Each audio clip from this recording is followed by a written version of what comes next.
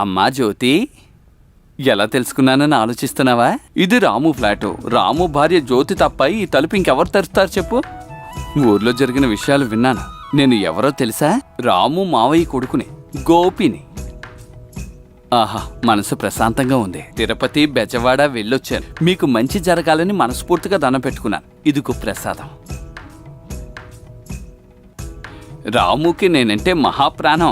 ఎందుకంటే నేను ఎత్తుకు పెంచాను కదా వాణ్ణి. నేను ఆఫీస్కి వెళ్ళి చూశాను. నీతో మాట్లాడితే 10,000 ఇస్తుంది అని చెప్పాడు. నాకు ఎంతో ఇష్టమైన మా నాన్న చనిపోయారు.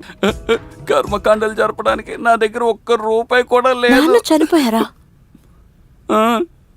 నేను చెప్పిన తర్వాత రాముకు తెలిసింది. అందుకు ఆయన వ్యతిరేకంగా ఉన్నారు కదా?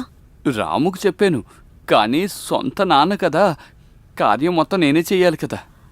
మీరు ఆయనతో చెప్పండి, నా దగ్గర డబ్బేం లేదు. వాడి దగ్గర ఏం లేదమ్మా. నీ దగ్గర కనీసం నగలైనా ఏమైనా ఉంటాయిగా. నేను అమ్మేసుకుంటాను. నాకు త్వరగా డబ్బులు కావాలి. మీరు బయటకెళ్ళి వెయిట్ చేయండి. రామ్ వచ్చిన తర్వాత అడగండి. వాడు వచ్చేలోగా నేను వెళ్ళాలమ్మా. మీరు మీరు బయటకు వెళ్ళి నిలబడండి.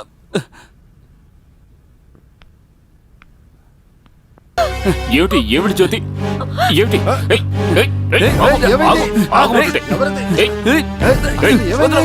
ఏమైంది ఇక్కడ?